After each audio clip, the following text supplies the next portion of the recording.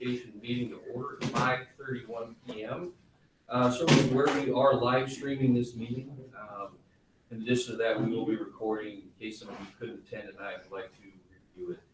Roll call, please. Adams. Here. Bradford. Here. Prieston. Here. Janeski. Here. Ludwig. Here. Plattner. Here. Smith. Here. Please stand and join me in the Pledge of Allegiance. I pledge allegiance to the flag of the United States of America and to the republic for which it stands, one nation, under God, indivisible, with liberty and justice for all.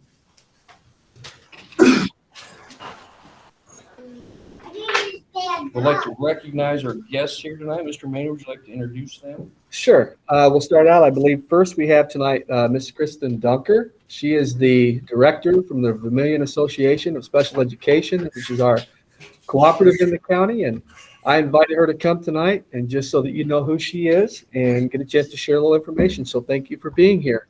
And thank you guys for the invitation tonight. So like Mr. Maynard said, I'm Kristen Dunker. I'm the Director of Special Education for our county. So we serve at VACE 10 member districts, you guys being one of them. We do not serve Danville 118, but we serve all the other county districts. And one of the things that I included for you guys tonight is just a handout with our services that we do provide to your students. We serve 1,200 students who have disabilities throughout the county. And a lot of those students are yours. Obviously, not all 1,200 of them are yours. But to your students, we provide all the services that are listed here. So we provide services that you guys would not be able to provide on your own because you are a smaller district and it would not be affordable for you guys to have hired personnel in all of those positions. So we share those positions with all of the other districts. An example of that would be adapted PE. So we have a teacher who's specialized in working with students with significant disabilities in the area of PE. And she travels to the 24 different buildings throughout the county and provides services to those students with the most significant disabilities. So the cost for her job is shared by all of those different districts, and it's purchased from VACE.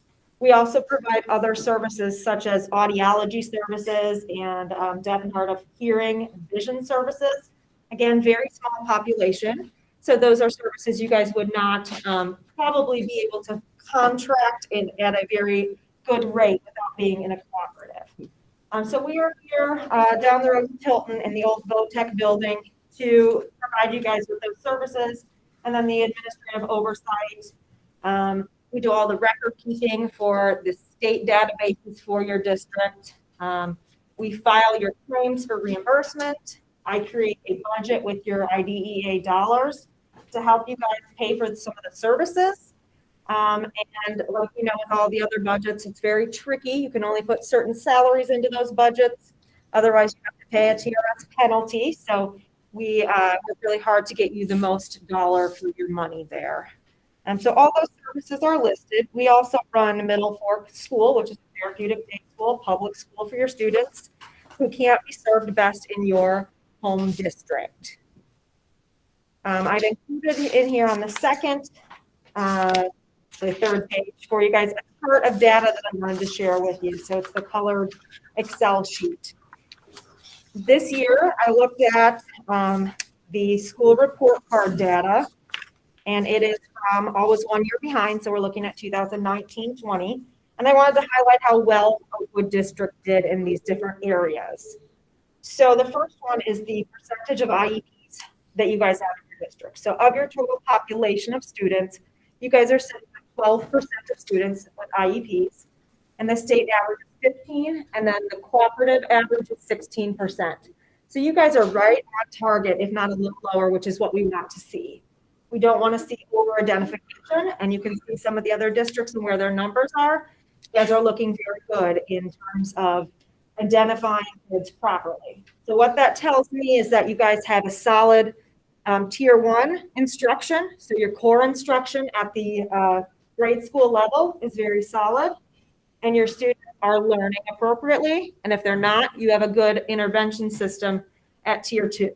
So That's really important, and your teacher should be commended for that work.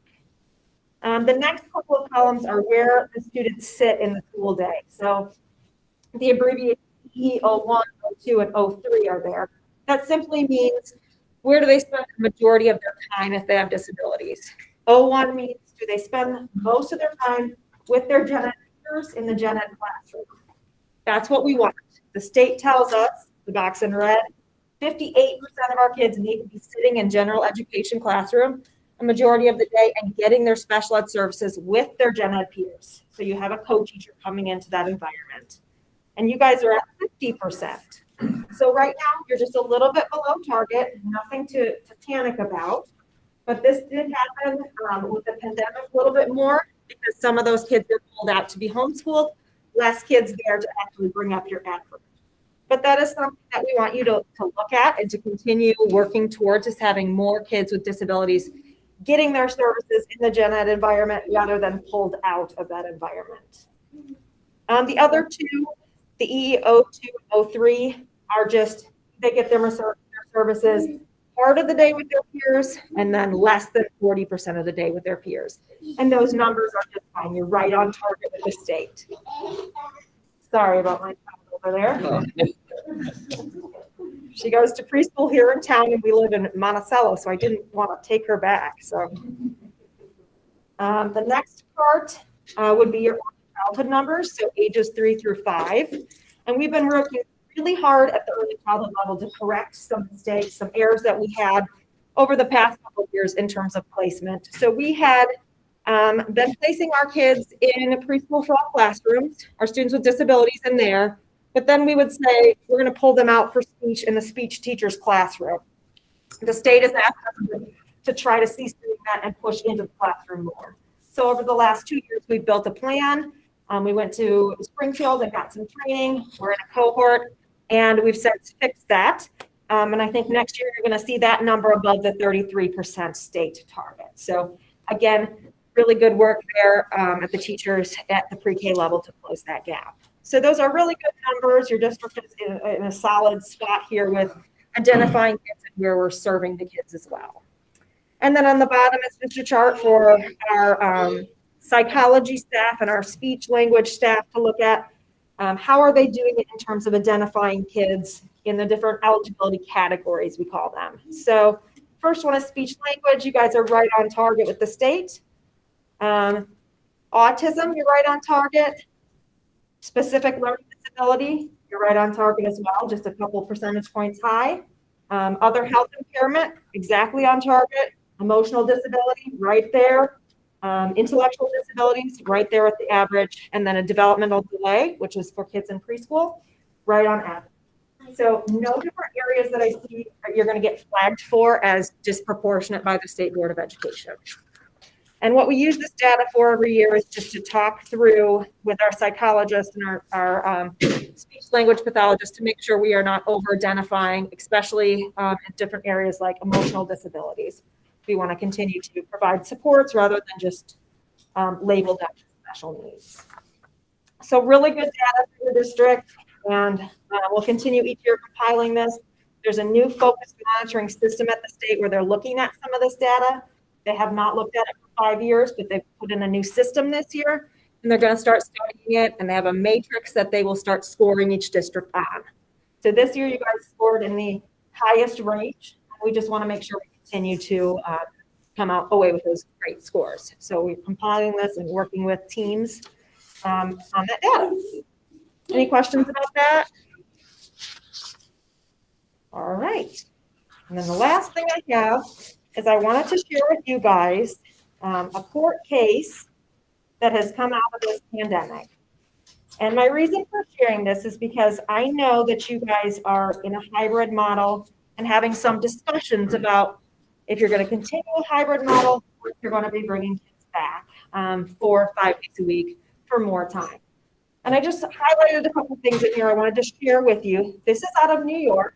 It's not within the Illinois jurisdiction, but it is the role model case, and other cases could be formed with this leading the way. In this case, there was a 5-year-old student with autism, and the parents filed due process because they wanted their child to receive in-person educational services. And what the courts said was that to the extent that they can be performed safely in light of the current COVID-19 pandemic, in compliance with guidance from health authorities, we should be providing those services in person. So that was the first thing I wanted to highlight, is that right now we don't have anything from our local health department that says there's school spread. So we could get ourselves into a situation where we have families who tell us they need in-person learning, that this court case could come back and be the model case, saying you have to look at your local authorities and see what the local authorities are telling us. They're telling us masking, they're telling us social distancing as much as we possibly can, and they're saying that right now there isn't spread within the schools. So I think that's something to really consider. Is that right now there are a lot of districts who are doing this well without having that school spread. In our building in Elmore, we have a lot less students. We only have 100 students in that building at a time, and 14 of those are remote right now. So we have about 7 to 10 students in a classroom at one time, but our students in that classroom are students who intellectually don't understand what social distancing is, or who have behavior difficulties and sometimes don't want to follow those directives to put masks on. And we have not had any cases of school spread. We've had a couple of instances where classes have been shut down because a student has contracted COVID-19 from a family member. But so far, we've been very successful with masking and social distancing. So I just wanted to share our experiences with that. And we are in 5 days a week, full time. We have students there from 8:30 right until 2 o'clock, which is our normal hours that we operate every day post-pandemic, or I'm sorry, pre-pandemic.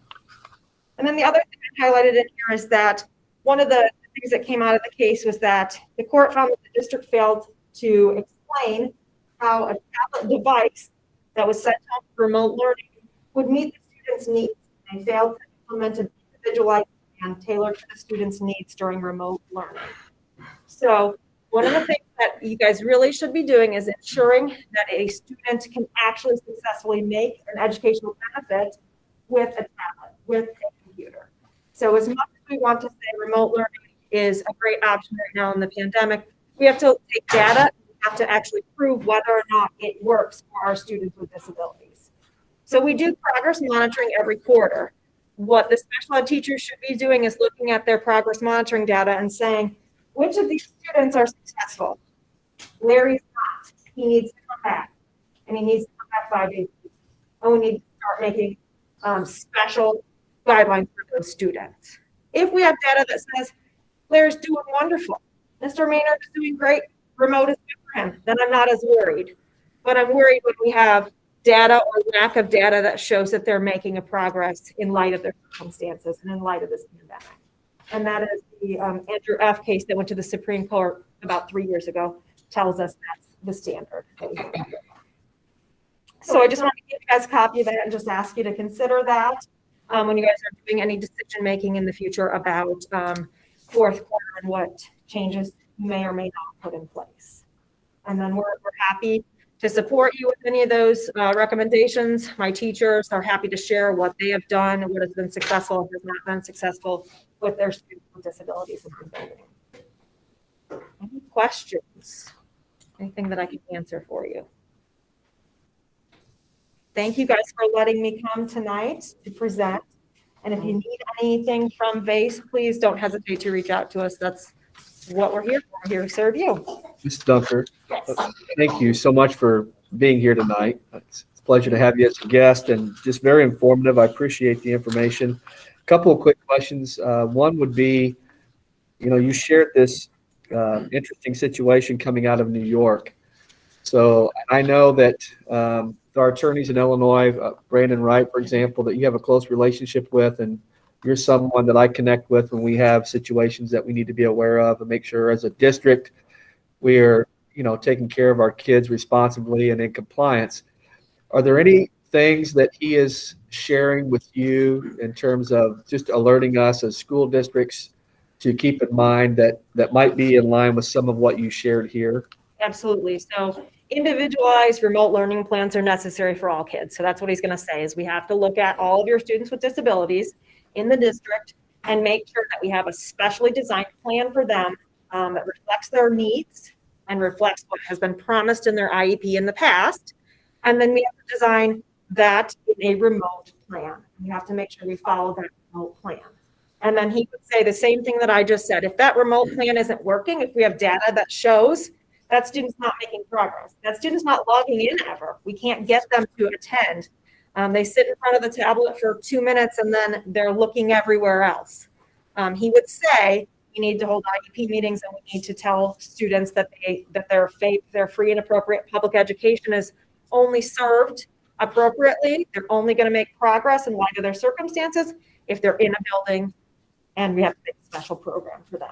So there are some districts in the area. I can tell you Champaign County in particular who have been hybrid like you guys are, but they're bringing their kids with disabilities back 5 days a week because they don't have the data to show that the kids are making any progress or more than a little bit of progress in that remote setting of 2 days a week, 3 days a week.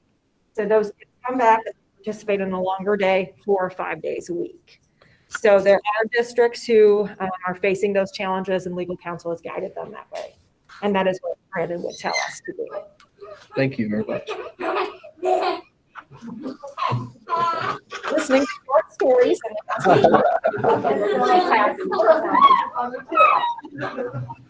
All right.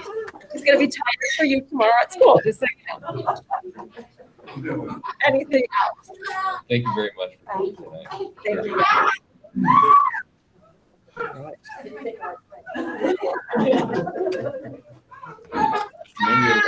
Sure. Our next guest tonight, I invited, this is Rochelle Weibel, and I'm sorry I forgot the name of your assistant here. Okay.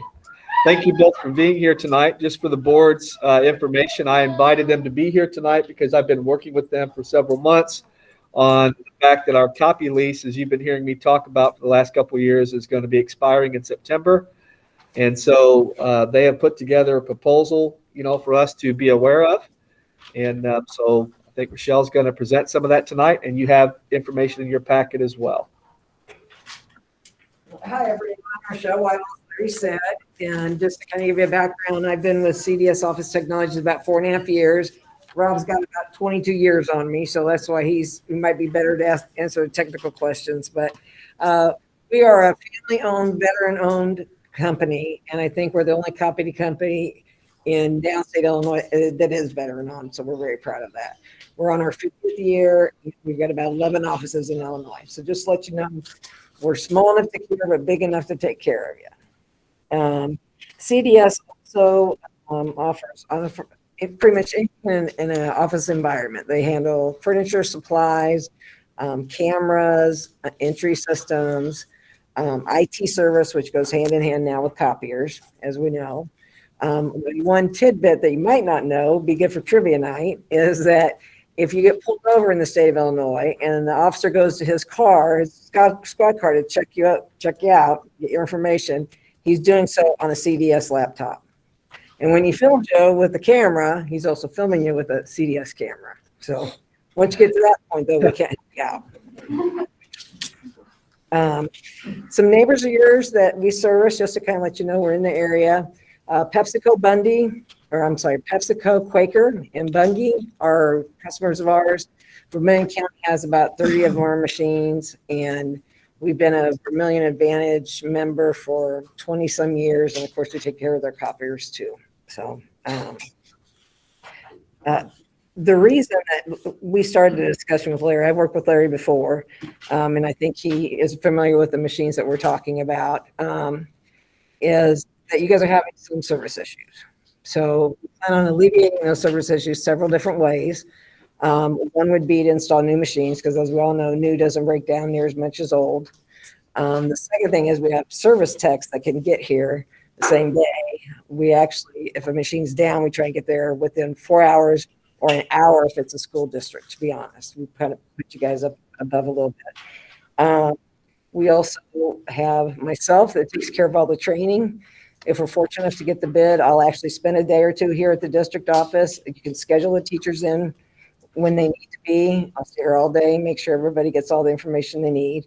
Teachers have a hard enough time right now without having to, be irritated at the copy machine. My sister's an education teacher in early elementary in Champaign, so I know the struggles. So the reason we sell different brands of copiers, of course, the reason I chose Konica was because they're known for their longevity. They've actually won awards for the ease of use, and their color printing is phenomenal. And usually if you go to a copy shop like Speedy's, you won't see Sharp copiers, you won't see Panasonic, you'll see a Konica Minolta for the most part. And what's good for them is good for us, right? Does anybody have any questions so far about who we are or what we do? Or okay. Just to highlight, you guys have a lot of stuff to go over, just to highlight the proposal that we have in your folder there.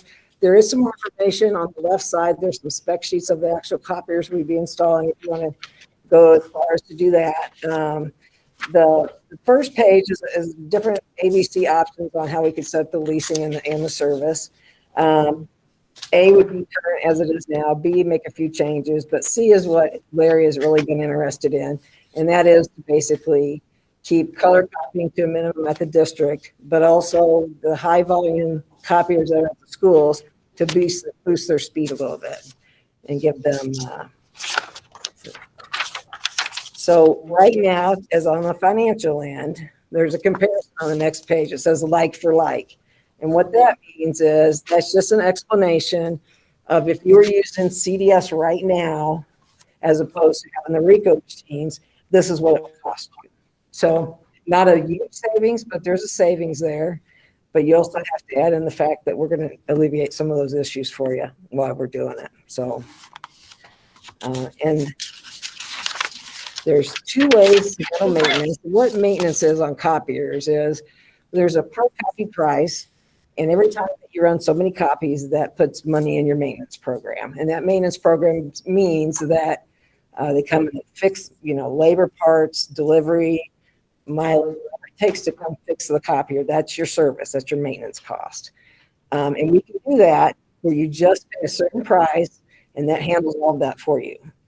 In addition, we have another option which throws in all of your toners, which 95% of our schools have that option because it just makes things easier, less headaches. The office ladies can have, stockpiles so they don't have to worry about running out. So again, Larry and I talked about that. Sounds like that might be the best way for you guys to go on that. Last thing you really need to talk about the benefits of the CDS program. One thing that Larry and I talked about several times are the Chromebooks being able to print on the Konicas, or the Konicas be able to print off the Chromebooks. And the answer is yes. As long as they're on the network, they will be able to print out. And what that means on the network, if they're sitting at home, they will not be able to print out. But if they're in the building on the network, they will. Does anybody have any questions about that? Because I think that was kind of important to. Okay. And again, benefits of our program, new machines. We also have some things like copy jobs can be relegated to one button on these copiers, such as high school secretary always uses the attendance forms. People have to write in, and sign out or whatever. If that's a form she uses all the time, we actually store it on the copier. So she doesn't have to go to her computer, pull it up, ask it to print, tell it how many copies. She can actually hit that one button, say how many copies, it can the copier right there. So it really saves time. It's convenient. So there's a lot of things I can do with the Konicas. If there comes a time when a part isn't able to be here overnight, or it's going to be 2 or 3 days, and that's a central copier for you guys, and you need it, we'll bring you a loaner so that you're not without. So, but we'll work with you on that to see, when that need is. And again, the menu screen functions on the Konica. It's award-winning. They've won several awards the past couple of years with just being easy to use. And the last thing I have here is, I think you guys have probably all heard about ransom, the ransom computer information. They've actually increased or benefited the newer copiers where it's harder to get into your system through the copier because of course the copier is in your network as well. So that's one thing that all new computers or all new copiers or whatever have, but that's definitely a benefit to you. So, like I said, all I know is my sister, I love her to death. She's one of the best teachers I've ever seen in my life, according to Will Purchase. But I know what she's doing right now. And I know for myself, if I have something that's supposed to work when I push the button, and it doesn't work when I push the button, it makes things a little bit difficult. So, does anybody have questions? I know I kind of rushed through it. I was kind of nervous. Okay. Well, Rochelle, I know you and I have met quite a few times to talk about different options and things. And of course, one of the things that I'm excited about for our district is that when we make our move forward, instead of having 10, 12, 13-year-old copiers for our staff, they'll be new. And, that'll be a nice advantage. So I appreciate you coming and speaking to the board tonight. Just want to give Chris an opportunity as technology director. Do you have any questions or anything? Okay. Want to leave you out. No, learning was a big thing, and I'm looking through it and the work is back out. Okay. All right. I had the van. She was my chauffeur the day we went around to all the schools. I So. don't have a question, but I have a couple things that were here. I thought I'd at least say something regarding the support of the copier fleet. What comes with the new devices? First of all, they're all uniform screens, makes them easy to use. But more importantly, from the IT side to support them, there's a software that comes with them that allows you to update your entire fleet from your computer as opposed to having to visit each one on site. So if you guys do decide to change your mail server to a new server, and you have to change whatever it is, it's right there at your keypad. It's a lot easier to manage.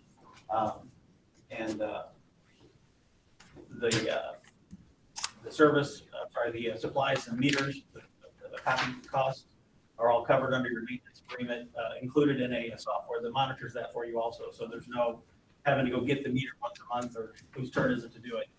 We can also monitor your toner levels and have them automatically replenished for you also. You don't have to do it, but we can if you want us to.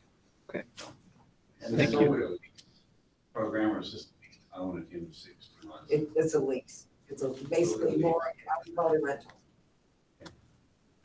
And I know another thing, I worked with Rochelle too, one of the things, this is something we can roll out today if you were to, you wouldn't necessarily have to wait till the end of your lease. So if you're just tired of messing with it, get it going now, we'll work it out to where the two will be installed early, but the lease actually wouldn't start until your existing lease ends. So don't think that you have to wait. So, I couldn't just not say anything. Yeah. So. Thank you for that information. Mr. Mayor, when is our lease out? Our current lease ends in this next September. So still 2021. Yes. Okay. Yep.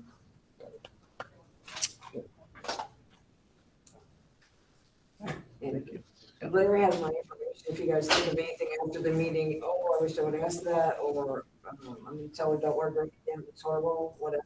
He's got my email address. Email me and answer any questions. Well, thank you both. And then a follow-up to Mr. Yancey's question, the copiers can be purchased at the end of the lease if there's a lot of life left, then you don't have to return them. There's a purchase option at the end. And we pretty much guarantee that 80% of the original value of the copier has been covered. So $10,000 copier will be $1,000 at most. Yours aren't going to be $10,000 copiers for the idea. Okay. It's usually not more than $1,000 to buy them. These are pretty good sized copiers. You're going to have millions of copies on them. Most people really don't want them, but you never know. Okay. So, thank you guys. Thank you.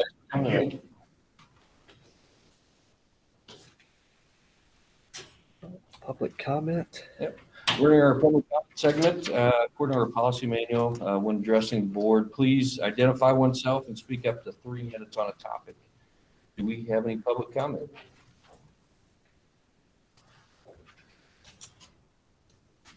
Hi, Mr. Snyders. Hello, you guys want to stand here? All right, sounds good. Well, I am Kyle Snyders. I am one of your special education teachers at Oakwood Grade School. I work with specifically the kindergarten through second graders with special needs. And a little bit about myself. I've been teaching for about a decade. My wife came here before me. We bought a house next to the school. So we're pretty rooted in Oakwood now. And we're going to be here. And I realize that you guys have a lot of impossible situations going on right now. There's so much pressure and kind of feel like between a rock and a hard place. And I respect that. But I just wanted to talk briefly about some logistical factors with the 5 days per week schedule. I'm neither necessarily for or against it. Like Mrs. Doctor said, especially for our special needs students, the more we can get them exposure to teachers live, that's going to be better. My biggest concern is time. And that's what I wanted to share a couple of things with you about. One of the complications that my colleagues have shared with me is teachers are accountable for the learning of students in person, students selecting the remote option, and students who are put in quarantine without notice. That last part is tricky because that changes numbers, lessons plans, and the ability to get materials home for students. As a special ed teacher, I do more things physically with pencils than computers because it holds my students' interest better. But if I have students that are immediately on quarantine, I haven't had a chance to send home the materials for them to work on, so they're missing out on learning. For students in general working at the elementary level, especially for our kindergarten through second graders, we've struggled with the Google Meet streaming lessons.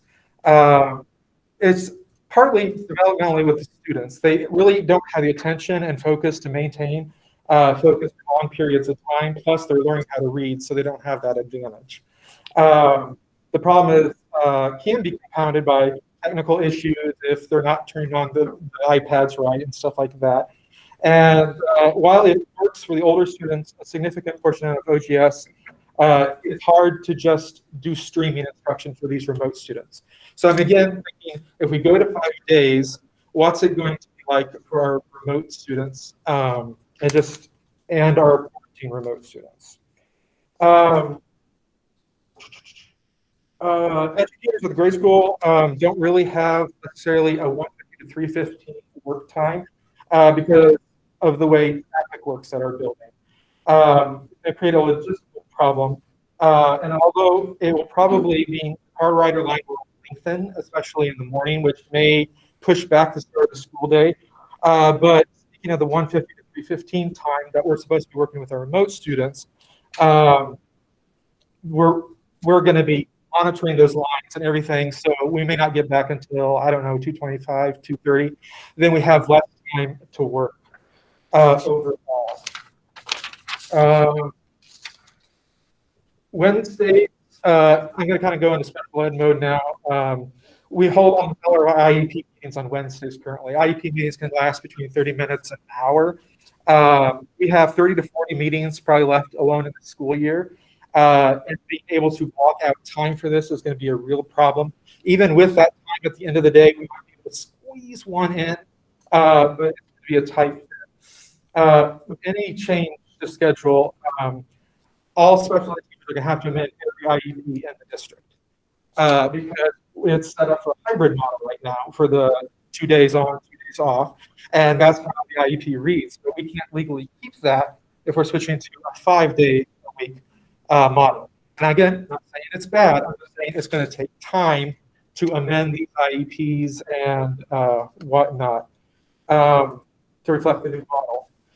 This involves contacting parents, more IEP paperwork, 14 special education teachers and case managers work more and more overtime. Why am I saying all this? A lot of people came more to Mrs. Titus than me because she is the easiest person to talk to her, and I love her for it. But a lot of teachers, I don't like to use the word burnout because I think it has a negative connotation. But they're struggling. They're struggling. They're struggling with the pandemic in general, their home lives. but then they come to school and there are days when the copier's not working and things don't move according to plan. And we have these issues. And I know you guys do what's best for us because that's Oakwood. But I just wanted you to keep in mind some of these things from in the classroom, because honestly, this is unlike any year I have ever taught before. And it's almost like being a student teacher all over again without the teacher to tell you what to do. You're relearning everything all the time.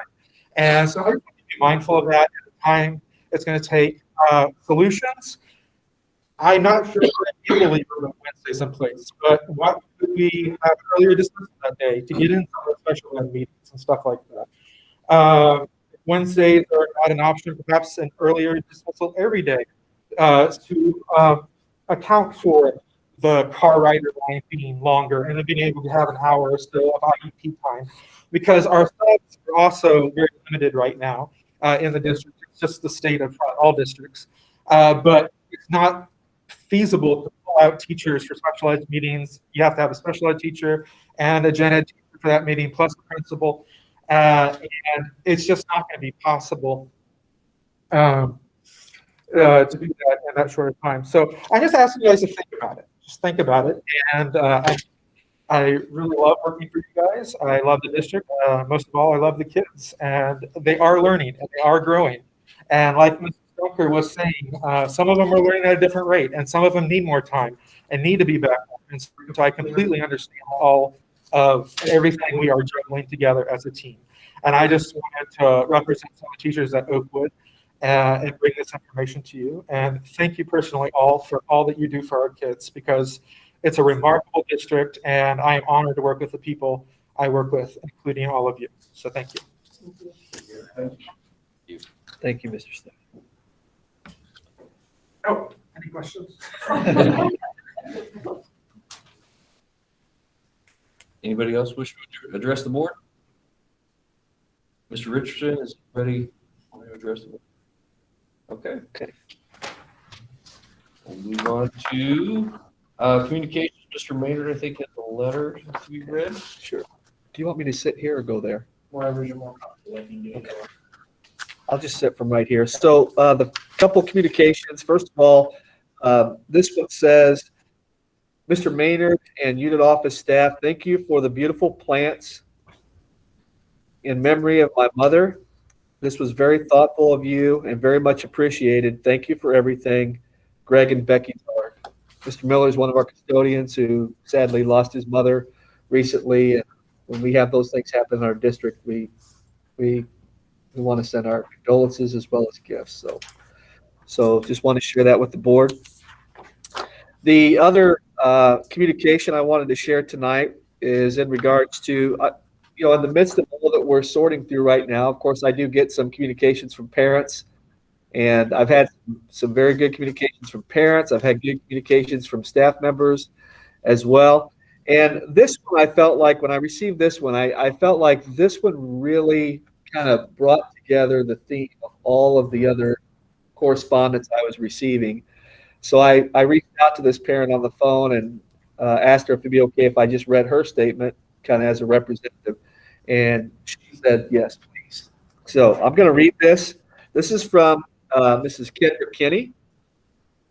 She says, to whom it concerns, I wanted to take a few minutes to send a note from a parent's perspective in full support of the reopening plan to be discussed at the upcoming board meeting. The pandemic has been challenging for all of us, and I believe in my heart that our children's best interest has been and will continue to be at the forefront of discussions. While our children's safety is of absolute top priority, so is their education. I'd like to ask the board, school district, please institute safe options to allow all children to return to 5 days of instruction as soon as possible. My child successfully completed 3/4 of his kindergarten education last school year. I don't blame anyone for this, and I would not have asked for any different decision. I agree that the school district has made the best decision for our children at this time. He is now on track to complete 2/5 of his first grade education this school year. Please read that again. 2/5 of his education this year has been provided by a qualified professional employed with Oakwood CUSD number 76. The remaining 3/5 of his school year has been provided by an unqualified support system doing their very best. My son is blessed, however, not all children are so fortunate to have a support and structure at home. That means that some children have received very little education for 3/5 of this school year to date. I don't understand how we expect our children to have a high-quality education from Oakwood School District, but the school district has very limited control over 3/4 of the learning. There's no amount of seesaw activities, worksheets, or YouTube math tutorials to be equivalent to my child sitting at a desk physically for a qualified professional teacher each day. My husband and I have been very fortunate to maintain full employment during the pandemic, while at the same time, we've essentially been asked to complete 3/5 of my son's educational needs. We have the support of an amazing daycare center doing their very best despite obvious challenges. Again, we are the fortunate group to have this resource while many children do not. As a working parent, I only have from 5 p.m. to 8 p.m. to spend with my child during the week. Instead of enjoying family time, I sit with my son and do my best to teach the material I'm asked to. Some evenings, we're fortunate to spend 30 to 45 minutes. However, other evenings we spend 2 to 3 hours on school material. Those evenings are tough. I do my best to explain the material. My son tells me he doesn't understand. I try another way to explain it. Before long, we both end up in tears. I've not been trained how to teach. I didn't develop the material. If I'm being completely honest, I don't always understand it myself. I will always be an active participant in my son's education. However, the current expectation for parents and guardians is far beyond that. My son isn't able to self-teach. He isn't able to work independently, in part because he is still learning how to read. He certainly isn't disciplined enough to sit and work without oversight. He's 6 years old. Is this in the best interest? Is this in the best interest of my son? Is this really the best we can do as a community? Can we honestly say that we've exhausted all options to allow children back into the classrooms before a qualified professional teacher? We are quickly approaching a full year since the COVID-19 pandemic changed our lives. It has clearly been a challenging year trying to keep up with the changing guidance, and I understand that has been no easy task for school board and district. However, the community has found safe ways for us to resume shopping, some forms of entertainment, and even indoor dining. Furthermore, the Oakwood School District has chosen to resume athletics with various safety measures in place. While I am in full support of this decision, I can't help but wonder how the board or the district can justify maintaining a limited academic schedule while adding an athletic schedule. If a student can safely play aggressive physical defense, rubbing against an opponent who is equally sweaty, touching the same ball or equipment during the game, why can't the same student not safely attend school in person 5 days? When will the Oakwood School District be able to accommodate children to resume one of the most important, essential aspects of their lives? I will again ask you please vote to allow our children to resume a full academic schedule of in-person instruction. Please allow our children the educational opportunities that their peers have been afforded in the district, as well as surrounding communities. Selfishly, I'll ask that you help me ensure my child is able to receive the same high-quality education from the Oakwood School District that my husband and I did many years ago. Don't let our children fall any further behind academically. Thank you for your time and consideration. Kendra.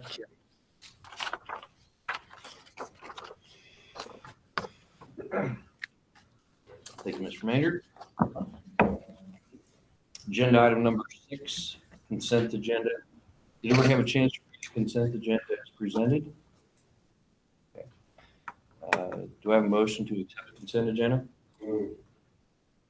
Second? Second. Any discussion? Roll call, please. Motion by Janeski, seconded by Ludwig, to approve the consent agenda items as submitted. Adams, Yes. Bradford, Friesen, Yes. Janeski, Yes. Ludwig, Plattner, Yes. Smith. Yes. Motion carried by roll call vote. Mr. Maynard, any freedom of information request? No, sir. Do we have an OCF report?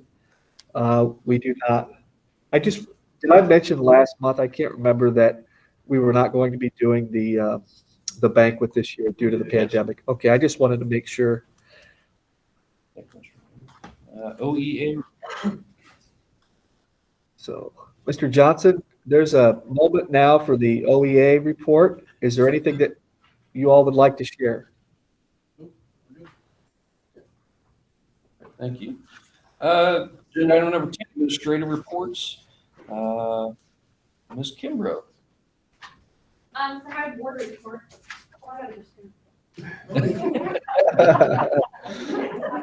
Set the trend to stay. I try. For my report, I gave you the winter map results, and although there's still a few that I'm going to finish up tomorrow, I really do like this report because it lets you see all the grade levels, both reading and math, and lets you know like what the national norm is, what our norm is for that, how many kids tested, and how many kids are above norm grade level or at norm grade level or above. So it's really something that I can't go through all of, but I did do K through 8 to let you see where we're at, kind of at midterm.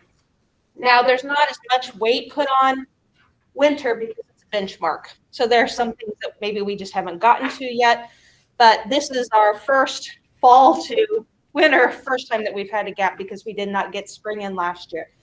So this just lets you know the kind of growth we've had since fall, kind of the growth that where we're at as far as being on target to be on grade level.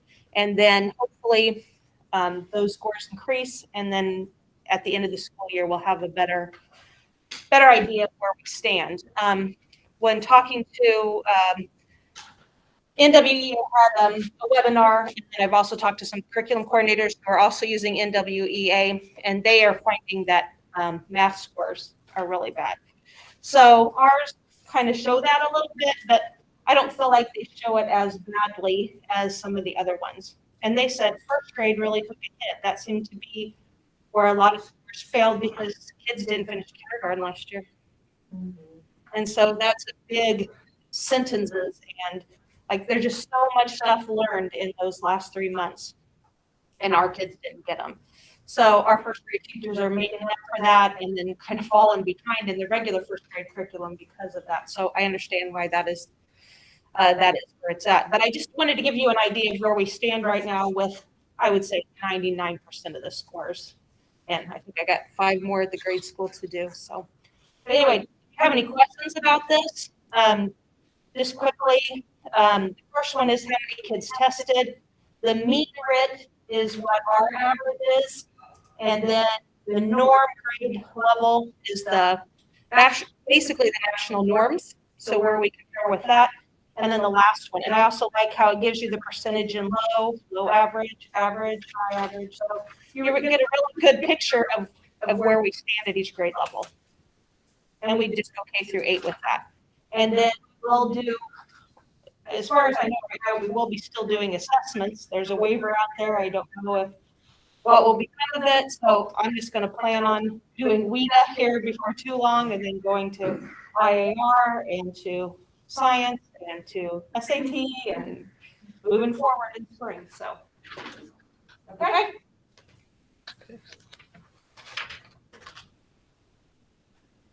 High school, Mr. Lee.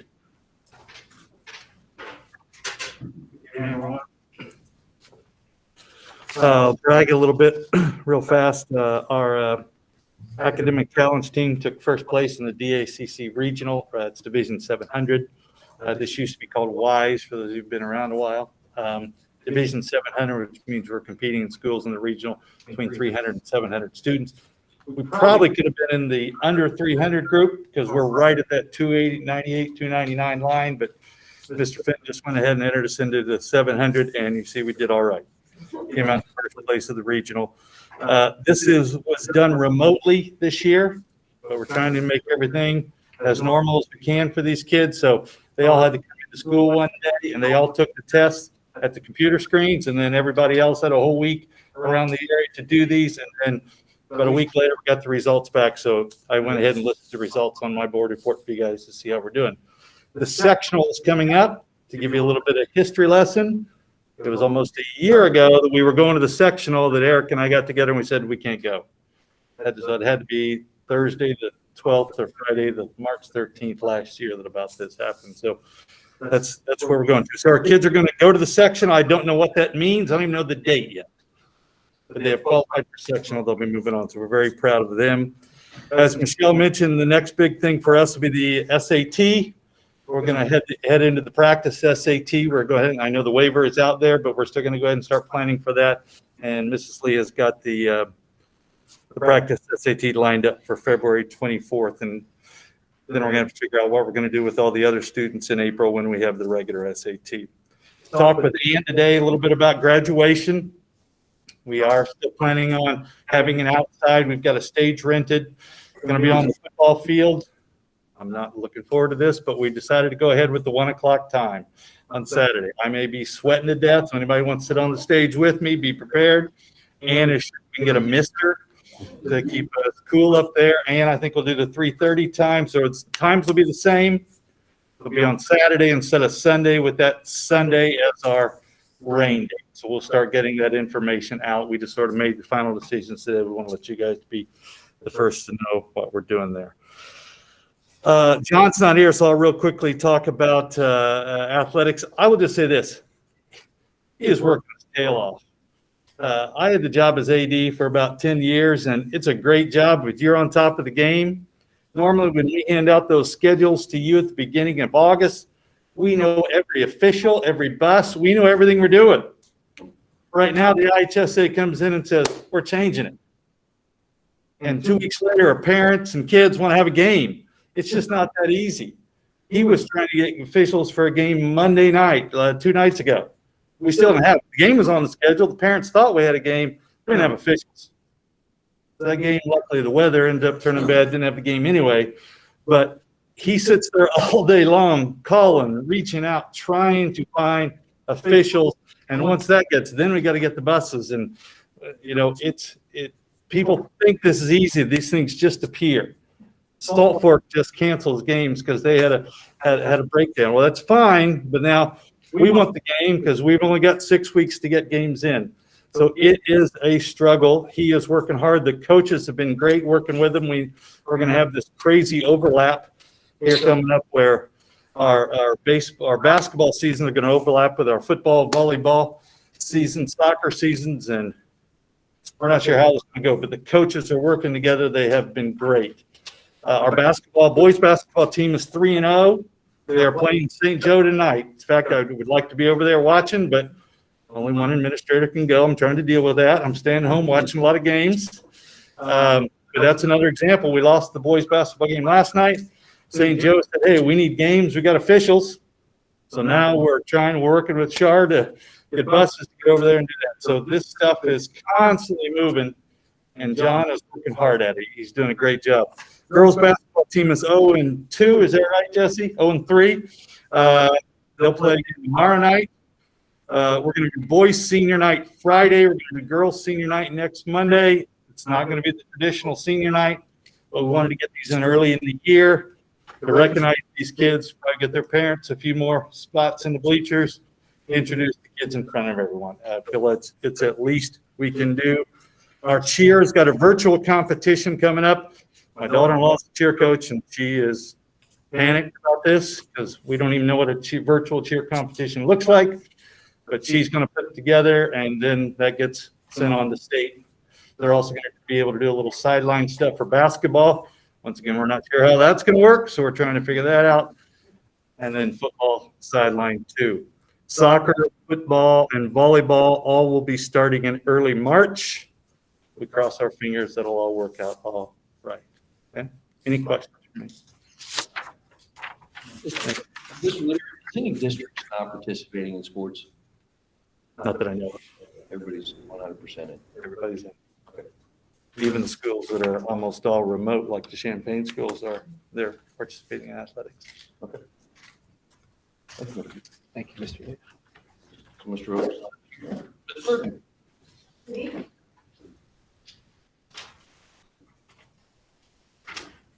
Middle school is a lot like the high school. We're trying to be fluid educationally and on the court.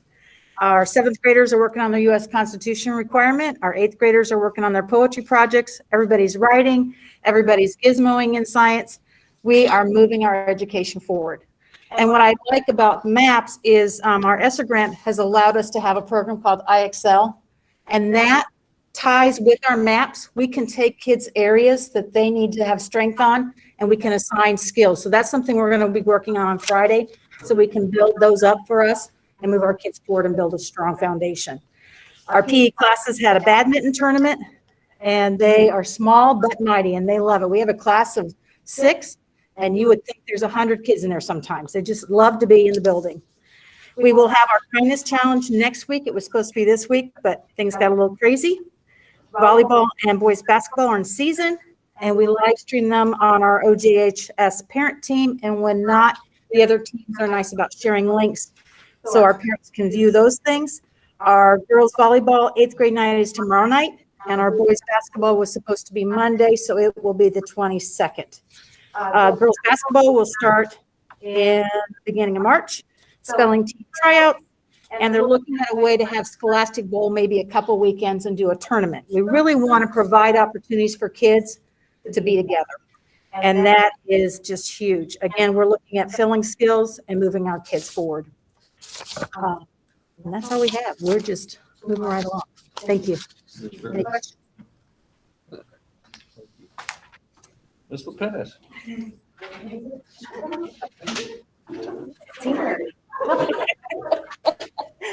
Oh, the first thing that I wanted to talk with the board about is a proposal for another K through 2 special education position. So right now, Mr. Snyder's is our only K through 2 special education teacher. And at this point, when we wrap up a few more EBCs, he is going to be at his max. The state law puts maximum numbers depending on placements, and he does have a lot of students that spend most of the day in his classroom, so that does lower the amount of kids that he can have on his caseload. So we're looking at those numbers increasing, and as we are thinking about that, we're trying to be creative and not only thinking about how we can address that as a special education issue, but also to incorporate interventions into that. So our kids in K through 2 need a lot of intensive interventions, obviously, because their attention's not always there. It's easier to do it in very small groups or one-on-one. And we'd like to see the ability to bring somebody in to not only hold a caseload where they could provide services, whether it's as a co-taught option in the classrooms K through 2, or some pull-out services. We really envision it being 3 things. Pull-out services, push-in services, and intervention services, where we can close those gaps where students are struggling at. So let me look at my notes here because I'm sure I'm going off track. So if we are able to do co-taught services, it really streamlines because we do that already in 3 through 6. So this person can push in and do some co-teaching with the general education teacher. What's good about that is this person can also assist students without IEPs. There wouldn't be any rules against that. We could provide interventions to our most struggling students to decrease the need, hopefully, for special education evaluations. Obviously, we want to close those gaps before they get, so that they don't grow even wider and have the need for special ed services. Let's see here. They could intervene with reading and math, which is nice. Right now, we have Title I with body, but she's stuck only servicing reading skills. So we would be able to have this person hit on both math and reading. I did note there that Kara Wysong will not be returning next year. with current numbers, we may not need to replace that fourth, sixth grade section. So this could be another possibility with that person. And after next year, I actually have 3 staff members retiring who are really high up on their years. So please keep that in mind. And we already do have the perfect person for this position. Ashley Woodard actually went back to get her master's in special ed K through 12, and she's great with our little people, and we don't want to lose her. And I know that other districts are already trying to poach her from us. So she does would be perfect in this position, and we just see the increased need, especially with the shutdown last year, and then only being in half time at this point. So our little people need a lot of help, and we don't want to leave them behind. So I hope that you'll consider that, and hopefully in the near future might become an action item. So did you have anything to add to that? I think that one of the biggest things is we already have over 40 students on our retention list for next year. So this would be another way. Interventions are a passion of mine, and I just feel like that is another way we can reach those students. If you look at my portion of the board report, we had 36 families on our truancy list, and we have got that number down to 21, 22. But again, those kids are going to need interventions, and this is a perfect way that we can provide all of that. And I will pass this around. I didn't make copies, but this is what I shared with Mr. Maynard and Mrs. Kimbrough when we met with them. And it does have specific numbers on there if you want to glance at it. But just to let you know that there were still some missing test scores at the time that I pulled that data. Any questions about that part? I think you answered the biggest question. Can you find the teacher? I think that's what it is. Yeah. When were you proposing this position? For next school year. Next school. Yes, yes. I noticed on actually the report that you had, we have 14% of the kids are basically less than 40% in the regulated classroom. I'm comfortable with that because the countywide average is 5%. That would be my question. 14% or less than, I think 14% was our special ed percentage. I don't think that was. That's the number of students, special ed students, percentage that are outside the regular classroom from more than 60% of the day. That's what basically. Yours is 14%, the county average is 5%. Yeah, and I just asked that question because I don't know whether you're comfortable with that or not. No, that's not correct. Yeah, I was gonna say there's. That might be, no, that's a little too high. That, yes, that's interesting. That's 60-1-1. That's all, everything except for childhood. I was gonna say, we don't have a whole, I can't tell you exactly what that number is, but that, for the grade school, I don't, and Kyle, you can help us speak. We're talking about it's very small right now because we're not pulling this full time. Okay. But no, I wouldn't want all of the kids in as an O3 placement like that. Definitely not. I mean, we're pushing out students nonstop, so I don't think that's correct. And you might want to check with Kristen on that. I will, absolutely. She's selling, like selling everybody else. Everybody's individual side. Yeah. Keep in mind, last year's data as well. Okay. Last year's report, it was last year's report card. That would be great. Thank you. Any other questions about the proposal with this? Like I said, some. How can she work with other students besides special ed? That's always.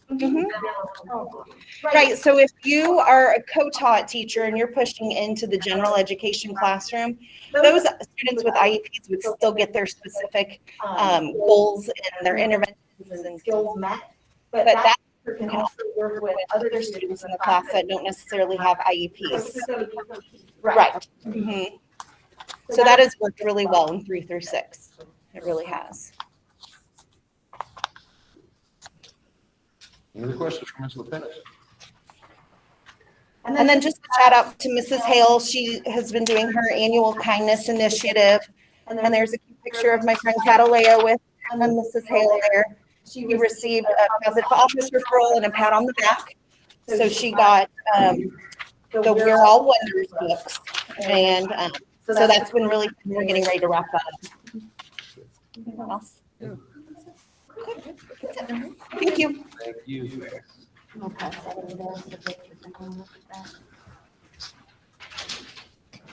Mr. Richardson. I really don't have too much to add, just cross my fingers, everything's still working. I am excited about the copiers.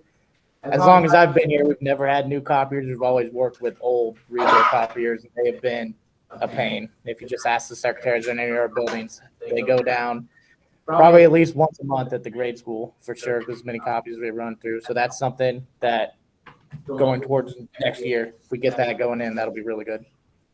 Anybody have any questions or? Okay, thank you. Ms. Lund.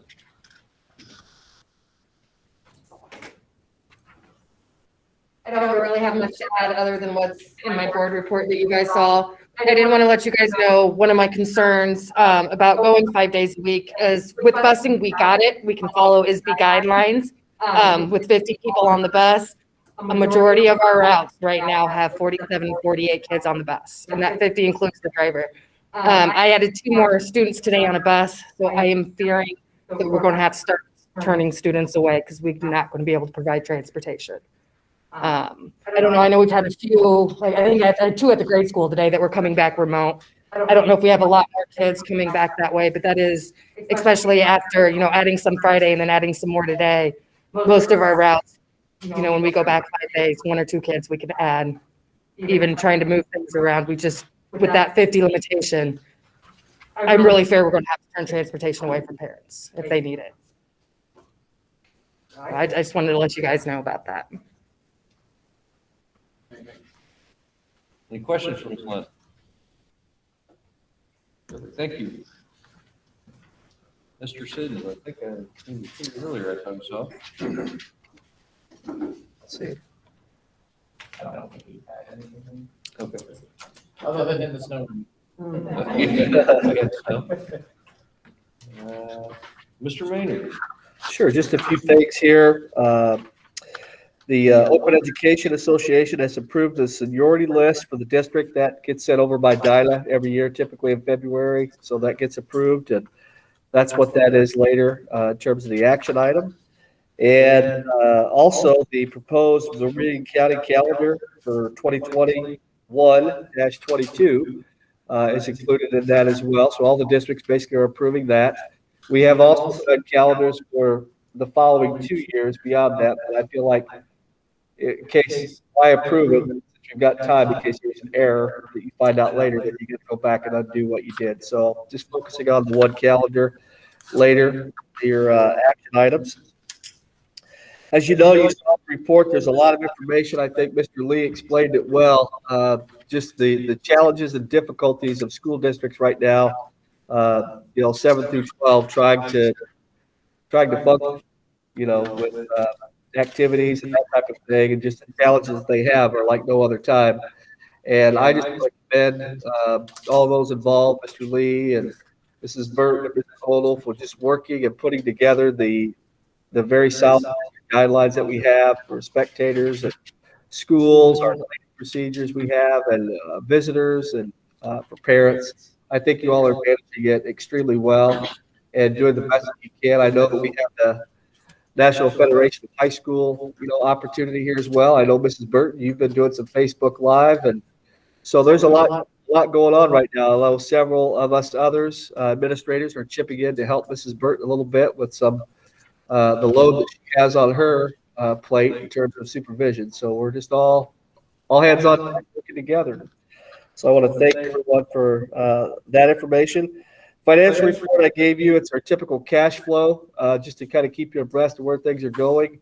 And I look forward to talking more about that next month with assumptions for April and May to determine, any amendments or anything that we need to do. But things are flowing in and out in a good way.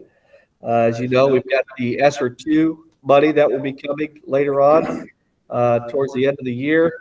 That will be pretty substantial. That will allow us to do some things, I think, in our buildings in terms of air quality, that type of thing, to help our staff members and our students. So we're looking into that. I actually have a proposal from Amoresco. We are anticipating about $960,000 that would have to be spent before the, help me, Michelle, the 2023, 22.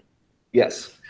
And so we've got estimate money and we got S2 money coming. But with that being said, that's all for COVID related situations. So we've got other things that we're looking at doing, but I'm looking hard with Amoresco on their proposal about what can we do in all three of our buildings with our staff members and our students for air quality, not just for COVID, but across the board, allergens, everything.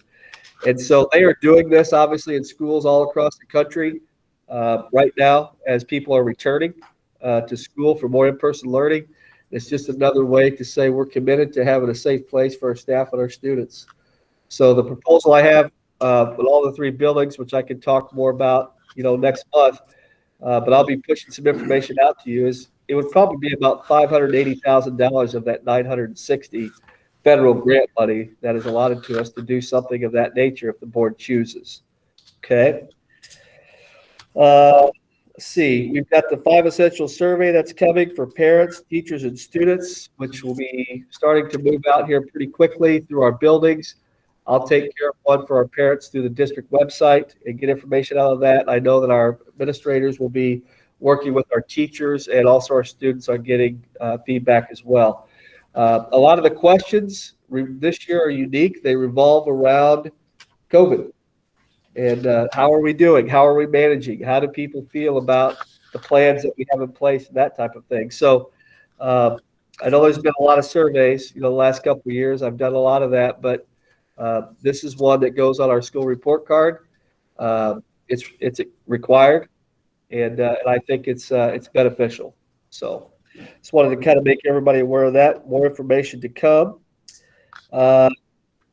Just about to complete the work with Cheryl Reifsteck on our seniority list and our RIF list. That is something that is very important in terms of compliance with Senate Bill 7.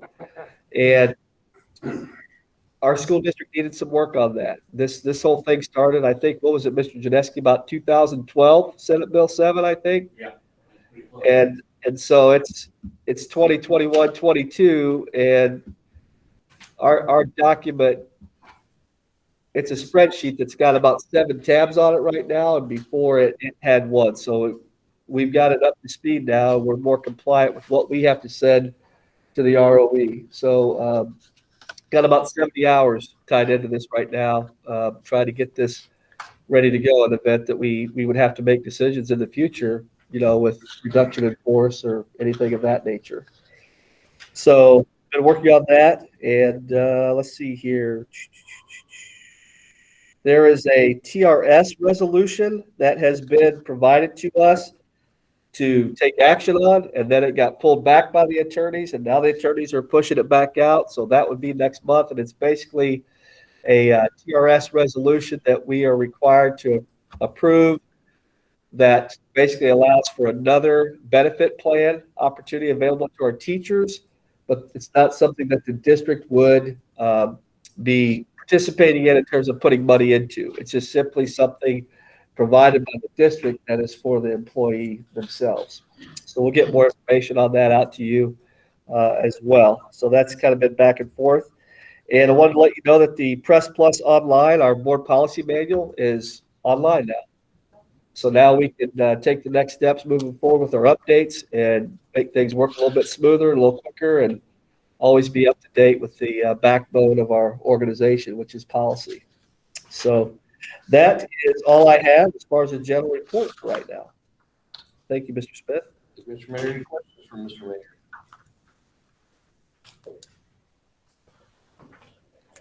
Agenda item number 11, any discussion on any old business to discuss?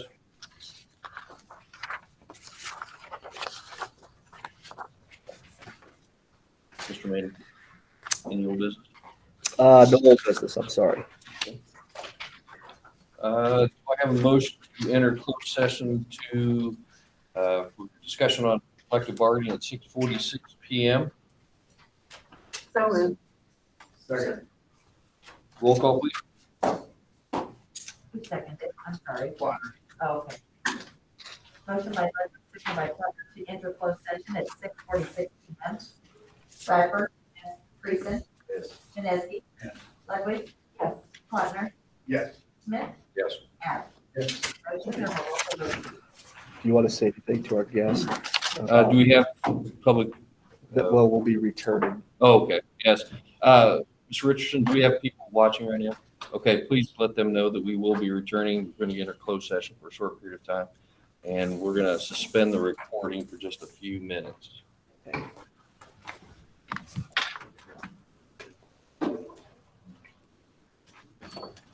Goodbye.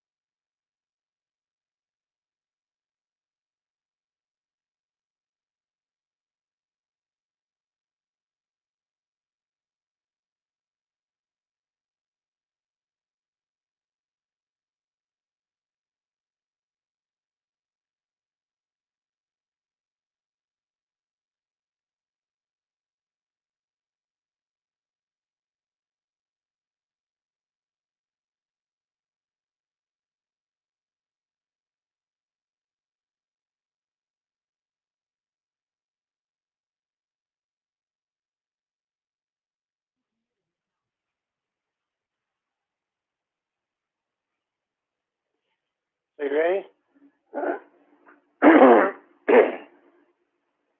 Cobra Kai.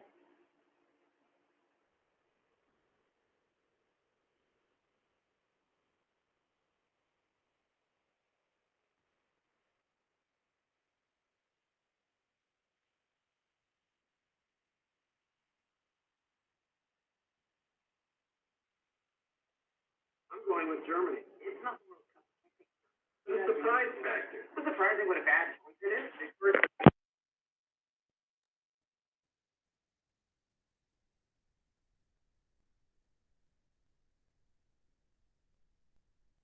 Techno and schnitzel. Right, she's fun. Okay, the secretary loves fun. Turkey is looking like the front runner. Oh, she's a turkey. Yes. Neither here nor not fully Europe, not really Asian.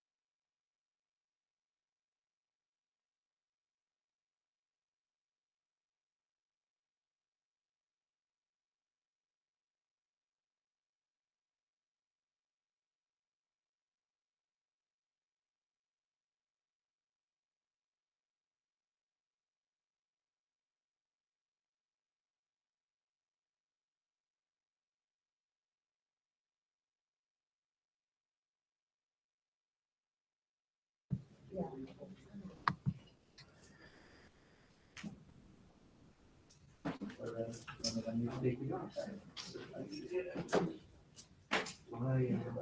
good. Go to the podium or still let people talking? Either or, whatever you want to do. Thank you.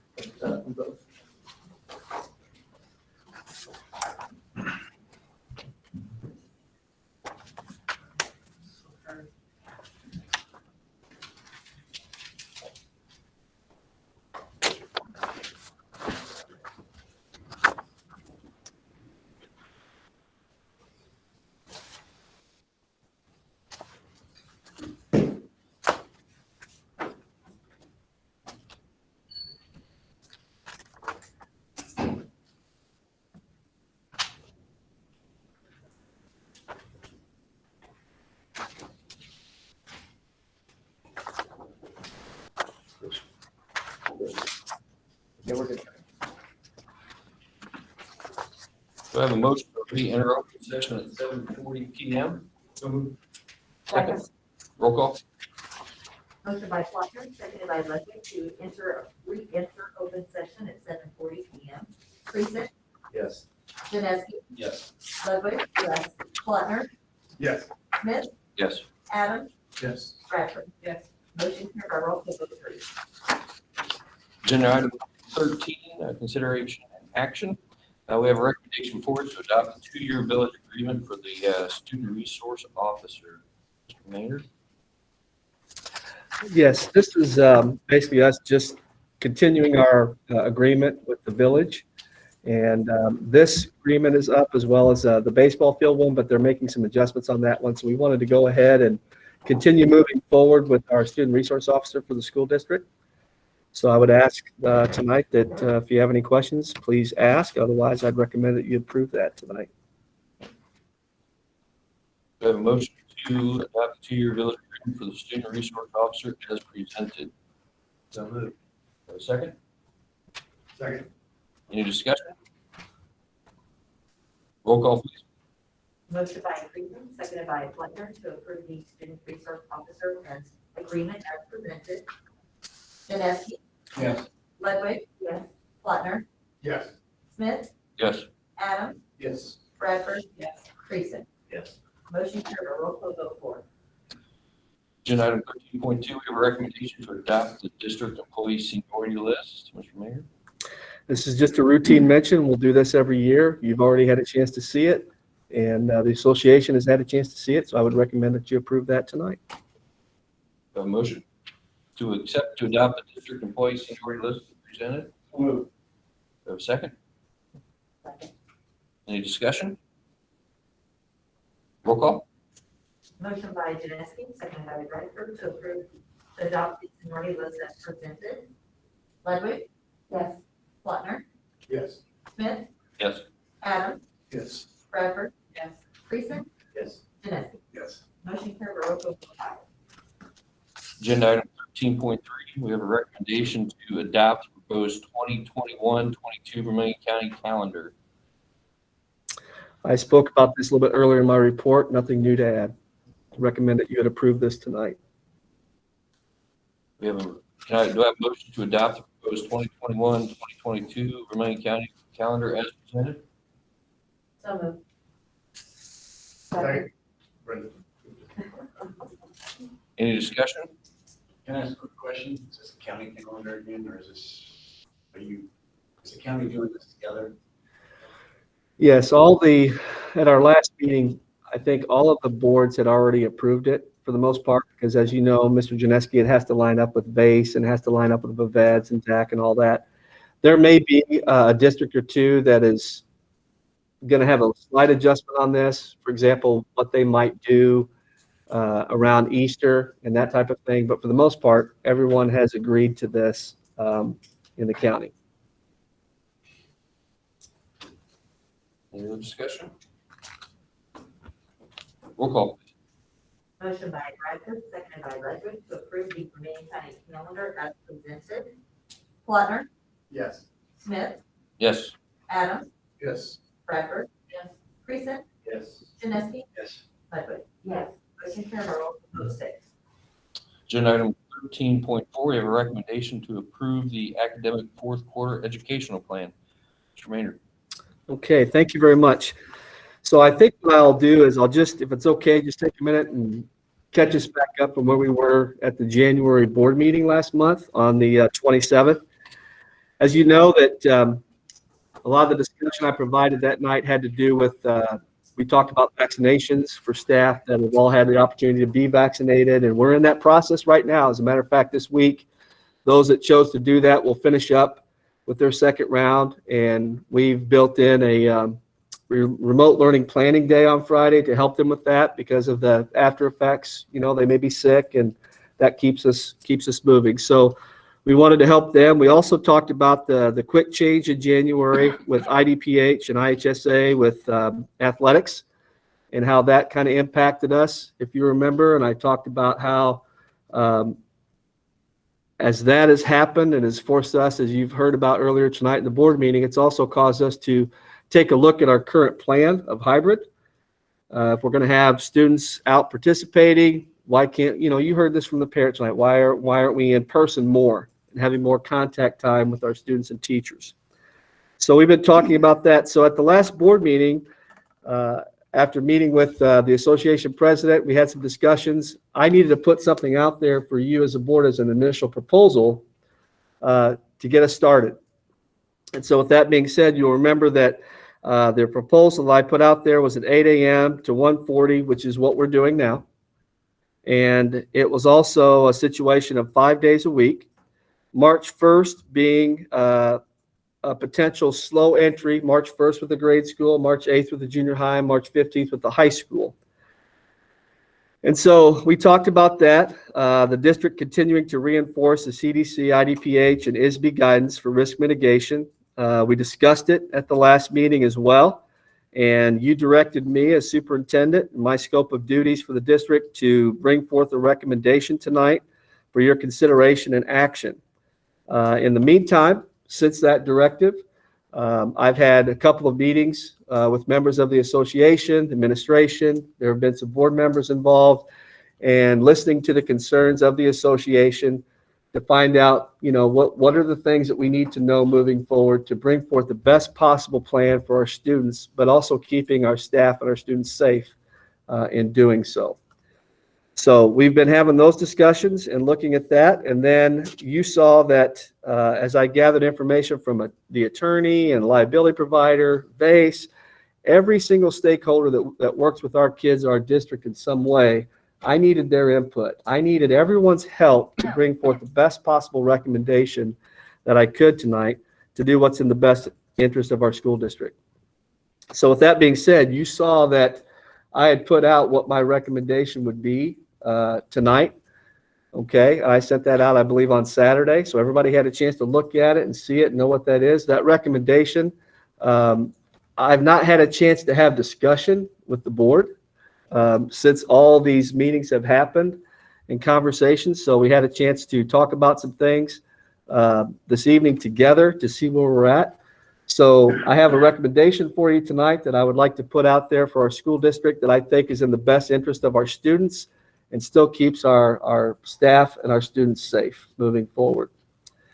So if it's okay, I'll read that to you, and I will also make sure, Ms. Curry, that I have information for you, the meeting as well. We can verify the recommendation. So there are two parts to the recommendation. The first part of the recommendation that I have for you tonight is, even though the federal staff COVID leave ended on December 31st, we were provided an opportunity to extend it. We took that opportunity as a school district, and I would like to ask that we would continue through the fourth quarter to offer that as a school district of the 10 days COVID leave. So it would read like this. I recommend that the district continues to extend the 10 days of COVID leave for any staff member employee impacted through the COVID-related circumstances of quarantine and or isolation, as we have done for the third quarter. Okay? So that's something that, you know, we chose to do as a district to help our staff. Not everyone is doing it, and we're not required to do it. But I think it's in the best interest of our staff to help them during this time. The second part of the recommendation is the educational plan for fourth quarter for the 2021-22 school year. Recommendation to return all students of the current purple and white groups together to in-person learning for all 3 buildings on March 15th.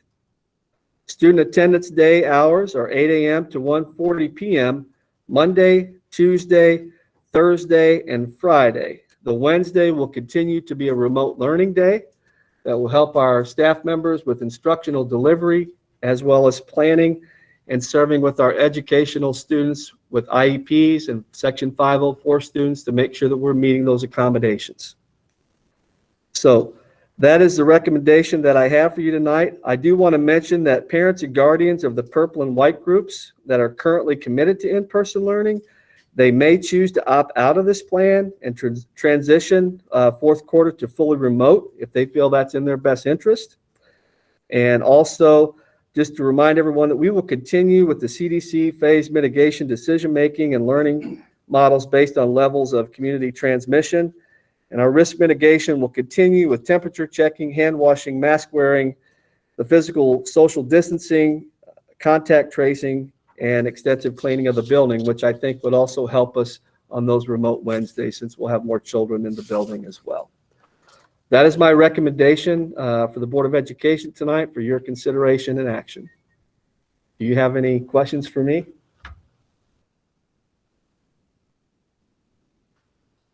What's this look like compared to the districts around us? Okay. What I've done is I've taken a look. I've surveyed 50 school districts around the area. That would include Vermilion County school districts. Of the 50 school districts that I have listed here on this sheet, and this is information that actual districts put in. I didn't input their data. It was a shared document that they put in. Of the 5 days of in-person instruction, 43 of the 50 school districts are doing that. 43 of the 50 that we surveyed. 37 of the 50 are 1:30 or later for dismissals to help with the remote learning and planning and delivery of instruction. So those are probably 2 big items that, I wanted to find out, in the area for what's happening. I also took a look at, and I shared that information with the association in our February 3rd meeting. I also took a look at, through the Regional Office of Education, they helped me with some IDPH data. They have been collecting information all year for the county schools as far as when quarantines happen, when people have to shut down for a while, when they're in, and that type of thing. And what we found out was the survey here that I received from the IDPH graphs show that elementary buildings in-person days per student listed here. Oakwood is at the very lowest. We had 32. That was up through about mid-January, I believe. Okay.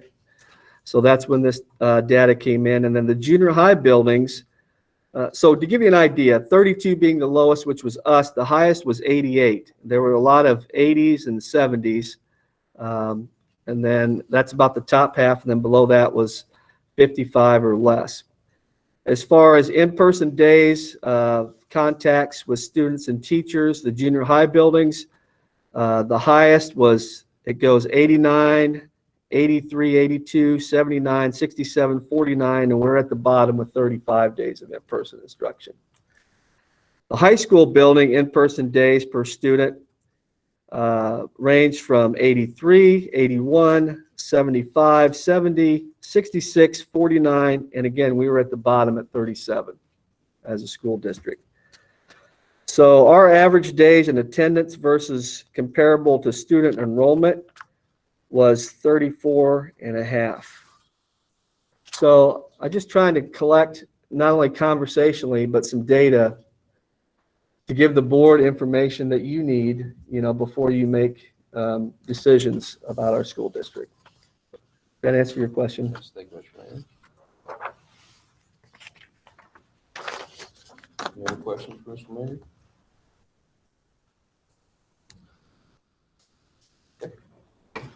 We have a recommendation to approve. Do I have a motion to approve the recommendation of the academic fourth quarter educational plan as presented? Any further discussion? Roll call, please. Motion by Janeski, seconded by Plattner to approve the academic fourth quarter education plan as presented. Smith, Yes. Adams, Yes. Bradford. Yes. Creason, Yes. Janeski, Yes. Ludwig. Yes. Plattner. Yes. Motion carried by roll call vote 7. Agenda item 14, any other new business, Mr. Maynard? No, sir. Our next meeting is going to be March 17th, 2021, it'll be the third Wednesday of the month at 5:30 PM. Do I have a motion to adjourn? So moved. Roll call. Motion by Creason, seconded by Plattner to adjourn at 7:55 PM. Adams, Yes. Bradford. Yes. Creason, Yes. Janeski, Yes. Ludwig. Yes. Plattner, Yes. Smith. Yes. Motion carried by roll call vote 8.